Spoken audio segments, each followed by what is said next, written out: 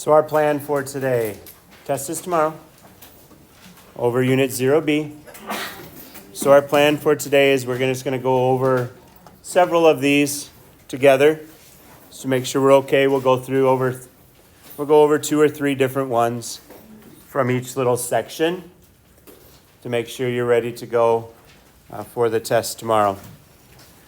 So the first one, we're going to do questions 1 and 3 in this section. If we look at question 1, it says simplify the square root of 32. Remember when we're doing simplifying? Most of the time we've been doing the factor tree with this. So 32 is 4 times 8. 4 is a perfect square, but we'll just write it as 2 times 2. 8 is 2 times 4, and then 4 is 2 times 2. So because it's square root, we're looking for pairs. So there's a pair, so one of the 2's can come out. There's another pair, so another 2 can come out. This 2 here doesn't have partner. So because it doesn't have, it has to stay underneath. We take the 2 and the 2 and multiply them together. That gives you 4 radical 2. And that is a simplified form of the square root of 32.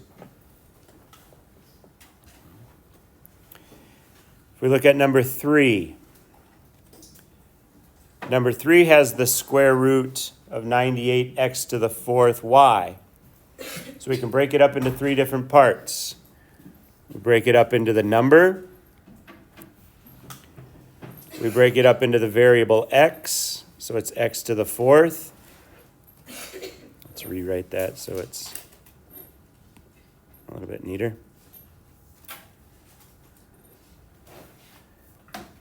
So x to the 4th, and then we've got the y.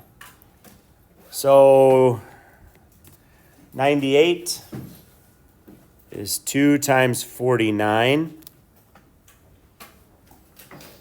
49 is 7 times 7. So we've got that done. So it has a partner. So that's 7. Now I'm going to leave some space. 2 doesn't have a partner, so it has to stay underneath. Now remember what x to the 4th means. It means that we could technically do a factor tree of 4 x's. It has a partner, it gets to come out. It has a partner, it gets to come out. So that's going to give us x squared. And I've got no other x's left. If we look at the y, there's only one of them. So it cannot come out from underneath.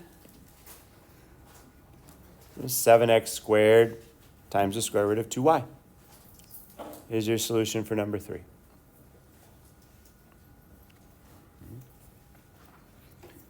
Any questions with that one?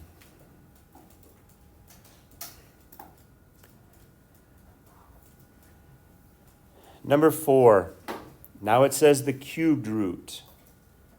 So I'm not going to break it apart this time. I'm just going to kind of leave it all together. But we're still going to do the same thing. 81 is 9 times 9. And that's 3 times 3 times 3 times 3. But remember now it's cubed. So instead of looking for groupings of 2, we're looking for groupings of 3. So there's 3 3's. So a 3 can come out. The other 3 is all by itself, so it's just 3. If we look at the x's, we have 4 of them. So there's one group of 3 with 1 left. If we look at the y's, there are 7 of them.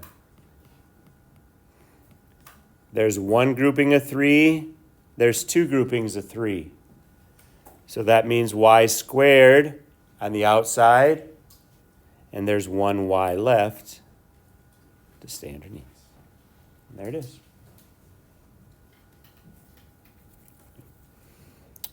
So factor trees. That'll be the first few questions of your test, simplifying radicals. Next part of your test is going to be adding and subtracting radicals. Recall when you're adding or subtracting radicals, you have to have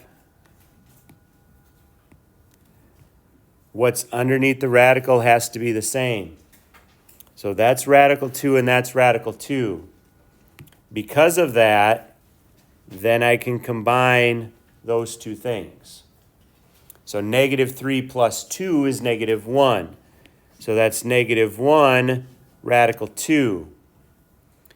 This negative 2 radical 6, what's underneath the radical is not the same. And I can't break down that 6. It's 2 times 3. So since I can't break it down, then we need to. This is just your solution, and you're done. But remember, when you're adding or subtracting, you always need to try to make sure that everything is simplified first. So if I have negative 3 radical 2 minus 12 radical 2 plus 2 radical 2. Well, kind of got the same thing I did last time. I've got these two that are the same. So I could combine them right now. Negative 3 plus 2 is negative 1. So that's negative 1 radical 2 minus 2 radical 12. But radical 12 is 6 times 2. 6 is 2 times 3. So this 6, I've got those two 2's there. So that means a 2 can come out. So I've got negative 1 radical 2. I've got a 2 from here and a 2 from there that I multiply together. So that's minus 4 radical 3. You still can't combine them, but now it's simplified even further. So you always need to double check to make sure that everything is simplified when you're adding or subtracting to see if they do become like terms.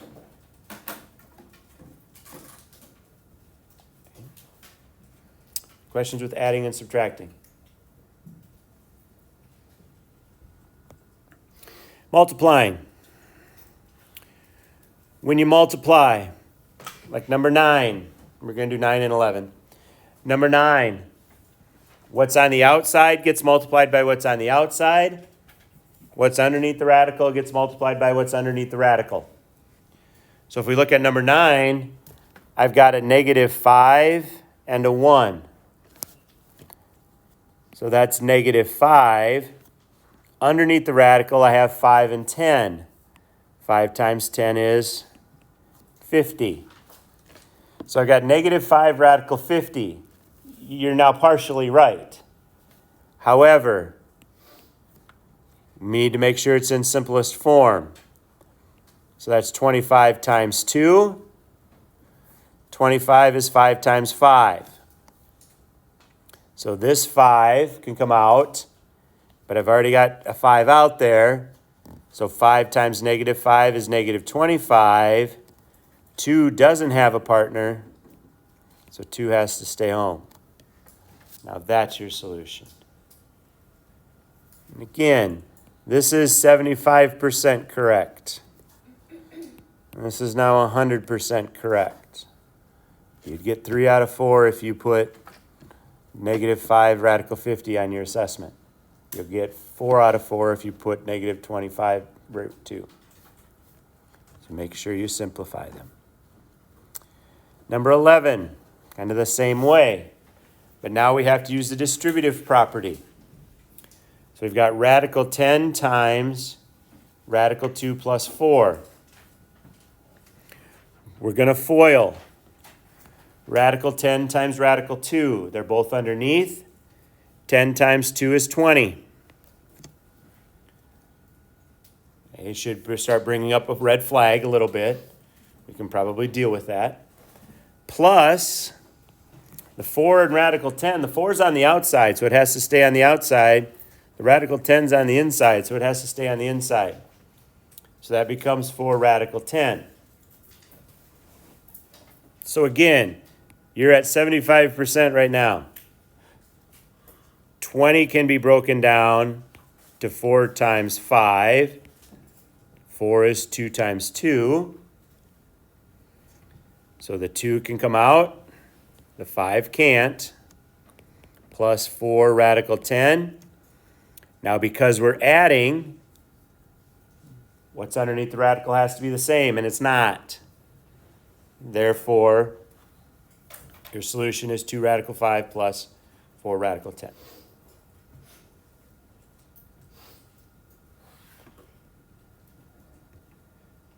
Questions with multiplying so far?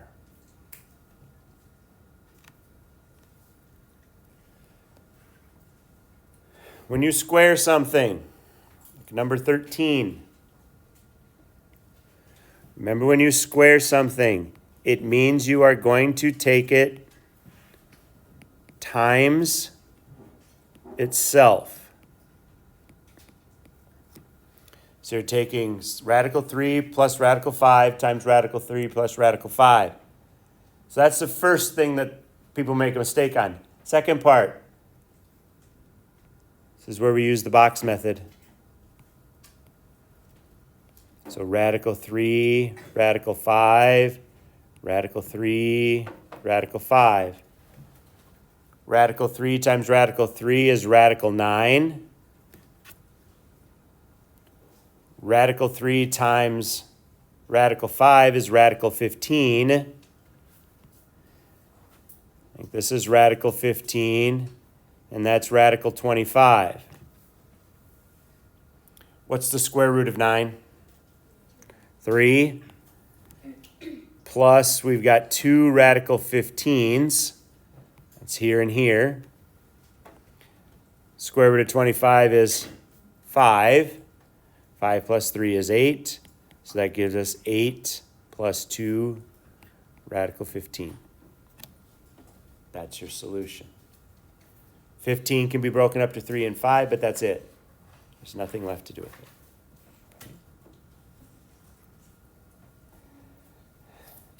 Adding, subtracting, multiplying, simplifying. Now comes the fun one, division. When you're doing division, step 1, look for a perfect square.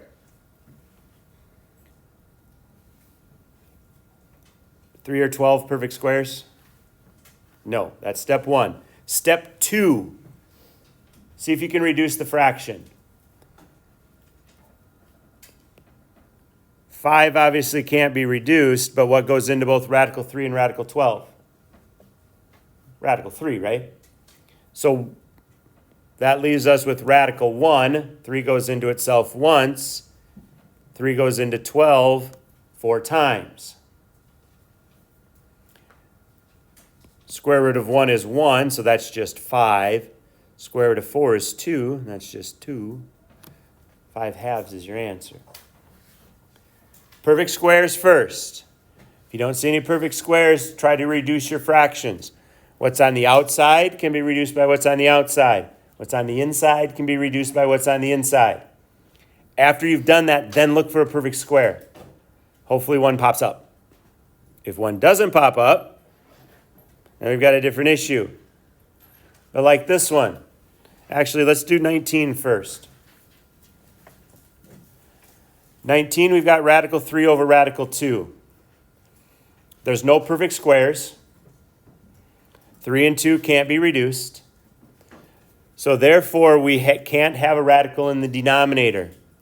So remember, to get rid of the radical in the denominator, we multiply both the numerator and the denominator by whatever the denominator is, the radical. It only has to be the radical. 3 times 2 is 6, so that gives us radical 6. You should be starting to notice that if you take radical 2 times radical 2, that's really radical 4.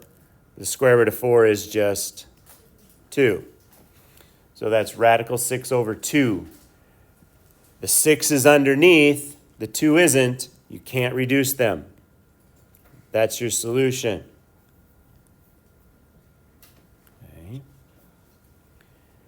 Now if we go back up to 17.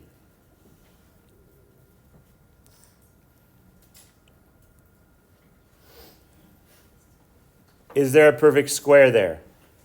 Is 15 a perfect square? No. Is 4 a perfect square? Yeah. What's the square root of 4? 2. So your answer for this is the square root of 15 over 2. That's why you always want to look first. If I would have just said, man, do this one, half of you probably would have multiplied by radical 4 over radical 4. If you do that, you'll get the same answer. It'll just take you more than, that took us about 4 seconds. It'll take you a minute and a half. There's a lot of reducing that you have to do. So when you're dividing, always look for perfect squares first, then look to reduce your fractions. And then, if you can't do those things, and you still got a radical in denominator, deal with it then. Okay. So let's look at 25. So now in 25, we have something completely different going on. We've got a binomial in the denominator with a radical sign. So when you have this is when we multiply by what we call the conjugate. The conjugate, you leave the whole number alone. You change the sign of the radical. And you're going to multiply both the numerator and the denominator by that. Again, we left the whole number alone. We changed the sign of the radical. Now we distribute on the top. 5 times negative 4 is negative 20. 5 times negative 5, because they're both on the outside, is negative 25 radical 3. Now on the bottom, I'm going to do the little box method for this bottom one. It's negative 4, 5 radical 3, negative 4, negative 5 radical 3. Negative 4 times negative 4 is 16. Negative 4 times 5 radical 3 is negative 20 radical 3. Negative 4 times negative 5 radical 3 is 20 radical 3. Now the last one. Negative 5 radical 3 times 5 radical 3. 5 times 5 is 25, so that's negative 25 radical 9. But what's radical 9? 3. So this is really negative 25 times 3, which is negative 75. So I've got a 16. What happens to the middle terms? They cancel each other out. So I've got 16 minus 75 in my denominator. It's negative 59? Negative 59? Yeah. That's your solution. Okay. Those are hard. Okay. Multiplying by the conjugate. I think there's just one question like that on the test. Okay. Those are the hard ones. Okay. So make sure you work on number 26 later, and I'll explain how I'm kind of doing this in a second. 27. 27, now we need to graph each inequality. And the directions are going to say write in interval notation You guys for now are just going to solve and graph each inequality. You're not going to have to write it in interval notation. We didn't talk about that. And we'll talk about that later. The other Algebra 2 classes talked about it, but with me being gone so many days, I just kind of decided that's something we can back off for now. We'll work on it later. When we solve this inequality, step 1, distribute. Negative 6 times negative 2 is 12. Negative 6 times 7v is negative 42v. That's going to be greater than or equal to negative 240.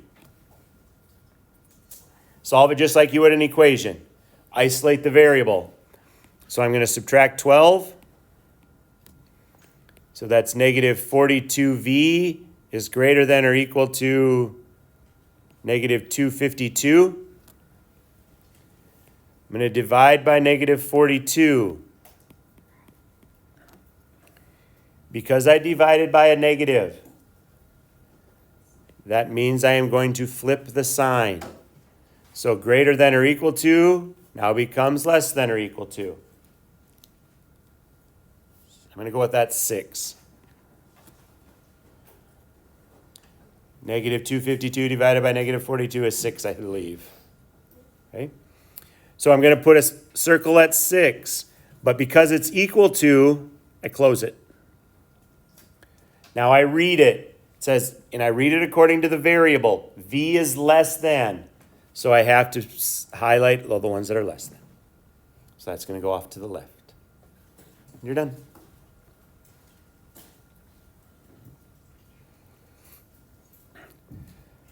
And you're going to have a few of those. Remember, if you just have a greater than symbol, it's an open circle.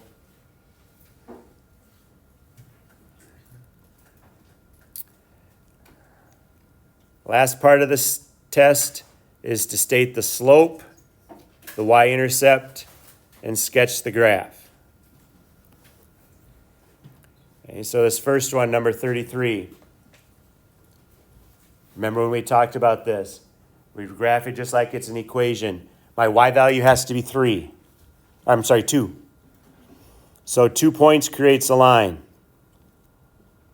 My y value always has to be 2. I could care less what my x value is. That's my 2 points. I need 2 points to create a line. I've got 2 points. I got 0, 2, and I've got 1, 2. Dashed line or solid? Solid. How do I know it's solid? Because it can equal it. Solid lines are equal to, dashed lines are if it's just greater than or less than.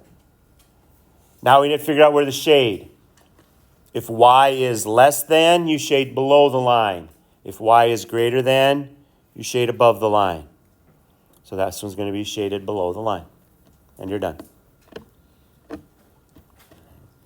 And can't emphasize this part enough. Okay.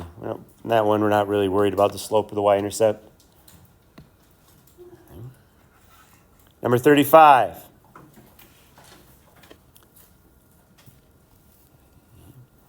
Remember, slope-intercept is y equals mx plus b.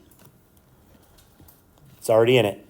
We've got y is less than negative 2x plus 3. So my slope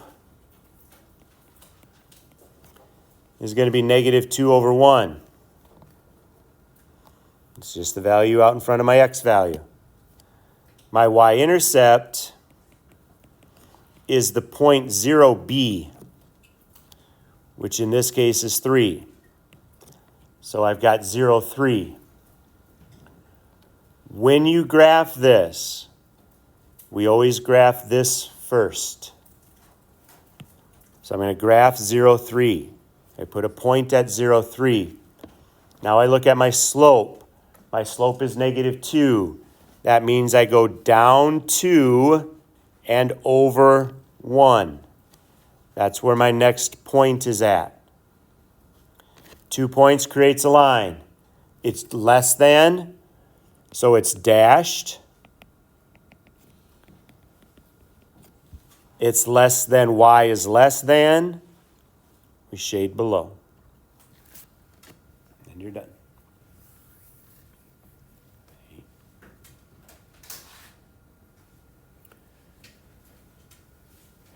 The rest of them are just like that. You might have to solve for y. You might have to do other things. You might have x equals. This is essentially what your assessment's going to look like tomorrow. Now you'll see some of them are already done. I'm recording the screen right now. I won't go over the ones again that are already done. If you want to look at the ones that are already done, as soon as we're done, I'll upload this to YouTube, and it'll be sitting there for your review if you need it. We're just going to pick 3 or 4 from each of the sections, or a couple from each of the sections, just to remind you how to do these. Okay? So the first one, we have to simplify the cubed root of 32. This is where we did the factor tree. So we broke 32 down into 4 times 8, and then 2 times 2, where we're looking for prime numbers.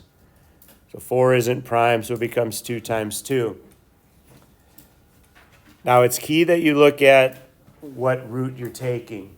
We're taking the cubed root. So that means we're looking for groupings of 3. And if we have a grouping of 3, like we do there, that means it can come out, the 2, just the 2, can come out of the radical. Now this is going to be the cubed root. These two 2's don't have a third partner, so they got to go back underneath. So we have to multiply them back together and put them underneath. So this is the simplified form of the cubed root of 32. Okay, it's not putting it in your calculator and hitting enter and writing the decimal. That's not going to get you any credit. You have to actually do that. If it's square root, I mean, I did this one last hour, but if it's square root, you're looking for 2's. If it's cubed root, you're looking for groupings of 3, and so on, and kind of so forth. I do want to look, we'll put a bonus one in here because I did that one with them. But let's say we do the square root. We do the square root of 40 x to the third y to the fourth, where we've got variables sitting in there now as well. When you're doing these, treat the number just like we did. So 40 is 4 and 10. 4 is 2 times 2. 10 is 2 times 5. But it's the square root. I don't know why I put the 2 there. You don't need that 2 there. Now we're looking for groupings of 2. So that one has a grouping of 2, so it can come out. The 2 and the 5 don't. So they're going to stay underneath, and we're going to multiply them back together to get our 10. Now we look at the variables. We have 3 x's. So that really means x times x times x. You're still looking for groupings of 2. So there's a grouping of 2, so it can come out. There's 1 left. It has to stay underneath because that one doesn't have a partner. When we look at the y values, we've got 4 of them. Y times y times y times y. There's a grouping of 2. There's a grouping of 2. So we have 2 groupings of 2. So that means we're going to have y squared on the outside. I don't have any left, so there's nothing to put underneath. So that's our solution, 2xy squared times the square root of 10x. So again, just put them in groupings that you need. If you have 3 groupings, it's x cubed. If you have 4 groupings, it's x to the 4th. If they have something left underneath there, leave them underneath. Okay? So that was the first part. Second part, adding and subtracting. Key thing when you're adding and subtracting is that you can only add and subtract if you have what's underneath the radical is exactly the same. Well, if you look at it right now, these don't appear to be the same, but you need to make sure that they're simplified. So I'm going to go ahead and simplify radical 12. That's 4 times 3. 4 is 2 times 2. So now negative 3 radical 12 can be changed. That 2 has a partner. I already have a negative 3 on the outside. I can pull out a 2. So I have to multiply negative 3 times 2. So that's negative 6. This 3 right here doesn't have a partner. So it has to stay underneath. Now, they're the same thing. There's understood to be a 1 there. Since these two things are the same, I just have to go negative 6 minus 1, which is negative 7. And then the radical 3 stays radical 3. We talked about this if I had negative 6x minus 1x. That's negative 7x. We don't do anything to that x. Same thing with underneath the radical. If it's the same, leave it alone. Questions with that one? Okay, let's look at another one that's a little more in depth. So again, doesn't look like anything's the same, but we can practice simplifying. 8 is 4 times 2, 2 times 2. This has a partner. I've got a negative out front, so this becomes negative 2, radical 2. 18 is 9 times 2. 9 is 3 times 3. So the 3 has a partner. So minus, we have to multiply those things together. 3 times 3 is 9. So that's 9 radical 2. Well, those are the same now. And then we've got minus 3 radical 3. Since those are the same, I can just go ahead and negative 2 minus 9. That's negative 11 radical 2. I can't combine it with the radical 3, so I just write it down, circle it, and move on, and be done with it. So adding and subtracting.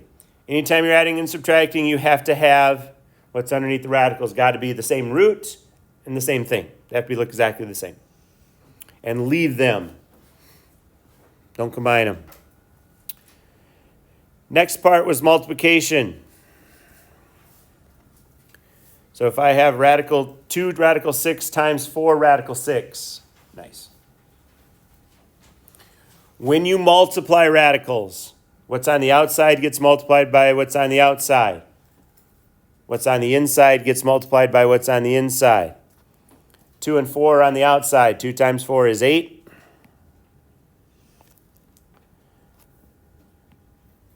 Radical 6 times radical 6. 6 times 6 is 36. Now, this is 75% correct. You'll get 3 out of 4 points on the test. 36 is 6 times 6. So it has a partner. I'm done. 6 times 8 is 48. That gets you 4 out of 4. And again, you could break 2 and 3 and 2 and 3. 2 has a partner, 3 has a partner, 2 times 3 is 6. Why? If you find a partner, move on. Take it out and move on. No sense in being more painful than it has to be. It's painful enough. Bless you, I think. Okay.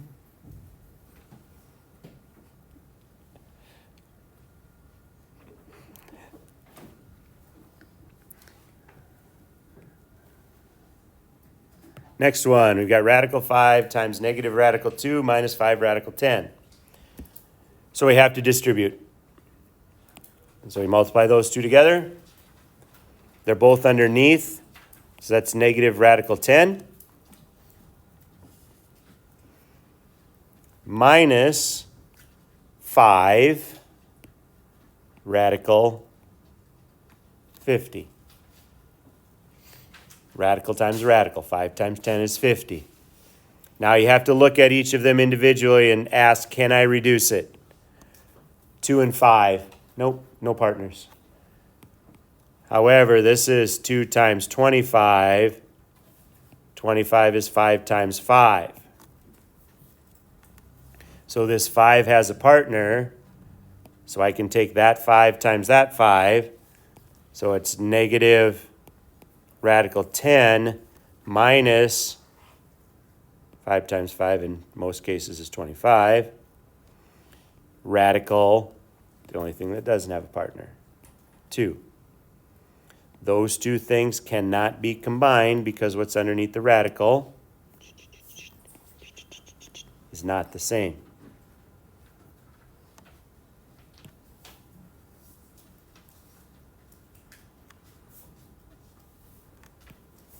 Questions with that one?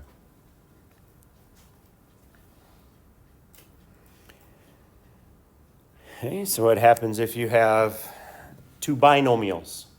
Binomials means two terms. You have two terms times two terms. Easiest way to do these, box method.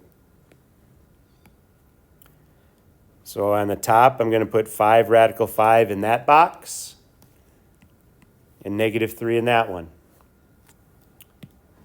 Here I'm going to put radical 5 and 5. Now we fill the box by multiplying the column by the row. So that's 5 radical 15. We'll do this one down here. This one down here is 25 radical 3.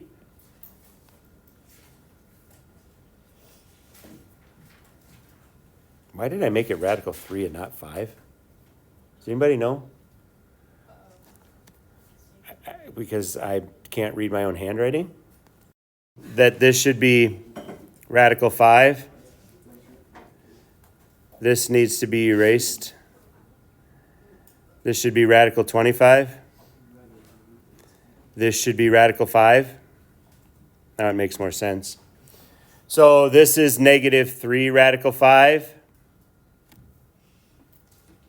And this is negative 15. So if we look at this, this is 5 radical 25. What's the square root of 25? 5. So 5 times 5 is 25. Minus 3 radical 5 plus 25 radical 5 minus 15. So we can combine those. That's 10. And then we can combine these. That's 22 radical 5. That's your solution. Okay? Box method is the easiest way to do that.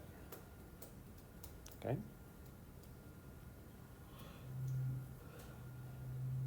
Questions with multiplying? All right, dividing. So if we have 4 radical 15 plus 3 radical 48.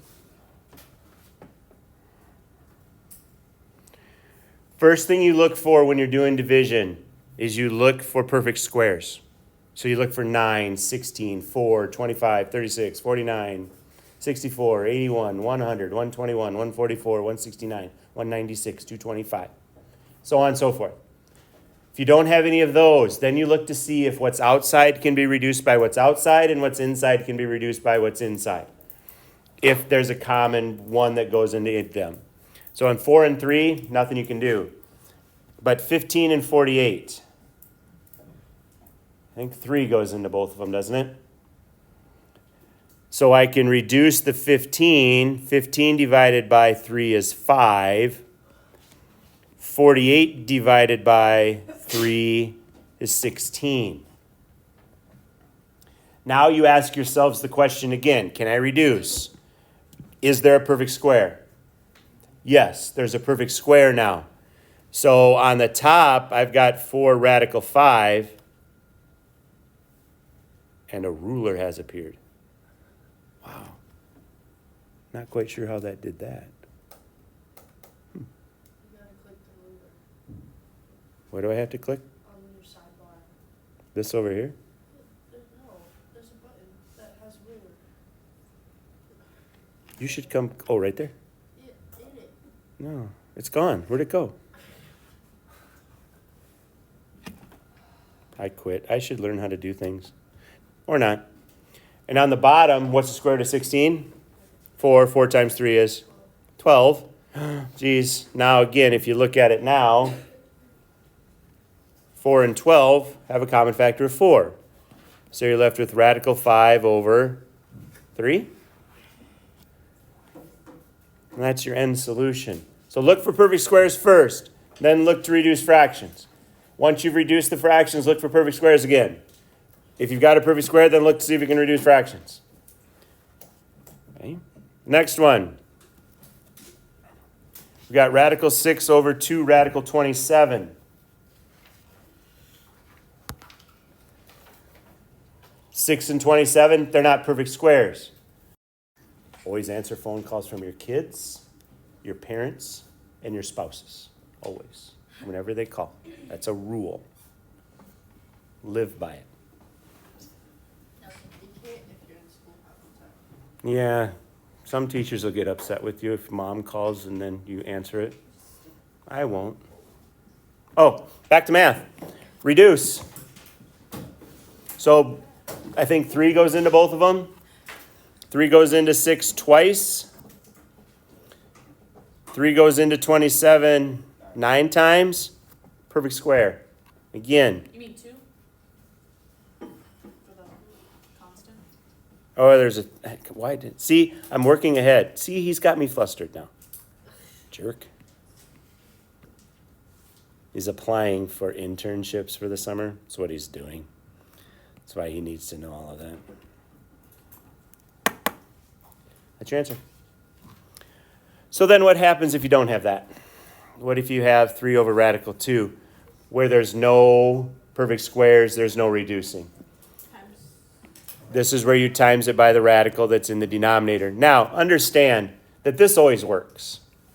I could have multiplied by radical 27 over radical 27 in that one if I would have wanted to, but it don't. It just makes it more work. Eventually you get to the same answer, but now also this. Radical 2 times radical 2 is just 2. I mean, if you want to put radical 4 and then take the square root of 4, whatever. It's just 2. It's just whatever underneath there is what your answer is when you multiply it by itself. So we could do 22 then, reduce it, blah, blah, blah. Let's go down to 26. So 26, we've got 3 divided by 3 minus 4 radical 2. So now we've got that binomial in the denominator. When you have a binomial in the denominator, he said it's 3:02, let them go home. School goes until 3:30.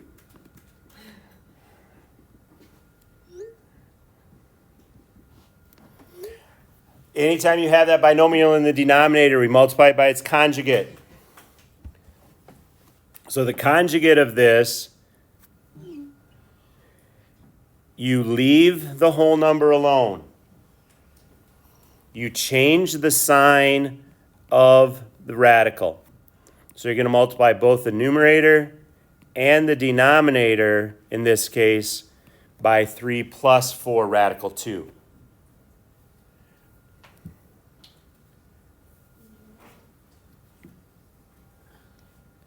Now you distribute. What's that? For the bottom one, wouldn't you make, if you're supposed to change the sign, wouldn't that 3 also be negative? Nope, you only change the sign of the radical. Okay. Yep, nope, you don't.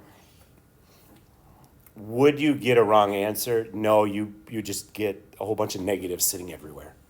If you did that, and you'd have to cancel out all those so it wouldn't really be simplified then. That's the only issue if you do that. So you distribute. So 3 times 3 is 9. Plus 3 times 4 radical 2 is 12 radical 2. On the bottom, you're still doing the box method. So you've got 3 times negative 4 radical 2 and 3 times 4 radical 2. 3 times 3 is 9. This gives you 12 radical 2. This gives you negative 12 radical 2. Those are going to cancel each other out. This gives you negative 16 radical 4. But the square root of 4 is 2. So really that is just negative 32. So now the bottom of this is just going to be 9 minus 32, which is negative 23. And that's your solution for this. You're done. When you get done with these, you should always just have a whole number in the denominator. It might be negative, that's fine. Technically speaking, this is negative 9 minus 12 radical 2 over 23, but I'm not going to worry about that. Okay. Add, subtract, multiply, divide. Good? All right. Next part. Graphing on a number line. Your directions are going to say and put in interval notation. If you were in Ryanan's class or Shara's class, you would have to put it in interval notation. But when you have a teacher that's been gone 4 days out of the last, 10, even more than that, less than that, sometimes you skip things. Interval notation is not going to be worried about. It will say it on your test, but you do not need to do it. You just need to graph these. Solve and graph. Don't worry about the interval notation. We'll get that later. Okay? So if we've got 125 is greater than 3, parentheses, 3v minus 4 plus 6. First thing we're going to distribute. Always distribute first. So when we do that, we get 125 is greater than or equal to 7 times 3 is 21v. 7 times 4 is minus 28 plus 6. Combine like terms. That's 21v minus 22. Solve. Add 22. 147. 21v. Divide by 21. 7. So that 7 is greater than or equal to v. So we've got a 7, so our solution is a 7. So I'm going to put a circle around 7, but it's equal to it. So equal means we fill it in. Now here's where you have to be careful. Always read from the variable first. If I read this from the variable first, v, it's pointing towards it. So that means it's less than. So v is less than or equal to 7. So now when I say it like that, I know it's got to go that direction. And that's why I like to read it variable. I'm going to read this one from right to left. V is less than or equal to 7. If I say 7 is greater than or equal to v, it's confusing. Okay? Kind of. Just be careful. Only difference. Okay, remember when you're doing these, the one we did over here during last hour, we distributed, we moved things, but notice in this one we divided by negative 42. Remember when you divide by a negative, you have to flip the sign. Keep that in mind as well. Also, if you get a symbol that's just greater than or less than, that's an open circle. Okay? So there were those, and then we got down to the graphing. Everything needs to be put in slope-intercept form. So the first thing you're always going to do with these is put them in the form y equals mx plus b. Remember, m is the slope. That b is the point y0b. That's your y-intercept. So in this case, in this answer, my slope is negative 2/5. My y-intercept is 0, -4. My negative 2/5 came from right there. My y-intercept came from right there. When you graph this, always graph the y-intercept first. So we're going to put a -4 there. Now, this one's kind of bad because we can do it. Because you're going to go down 2 over 5. Now you've got your second point. So we've got our 2 points. We look at the inequality. It's less than. So less than means it's the dashed line. That's the first thing it means. And the second thing it means is if y is less than, you shade below. If it's greater than, you shade above. And that's your solution. Questions with that one?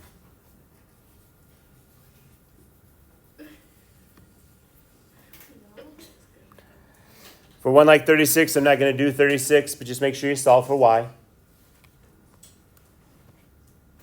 Something like 38. 38 is the one that always confuses people.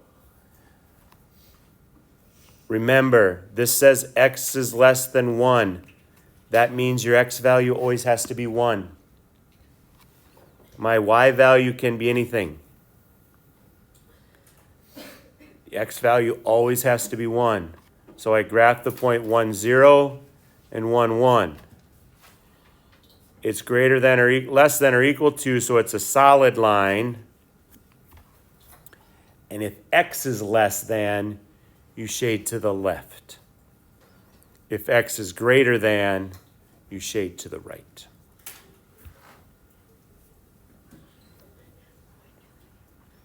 That's your test. Okay?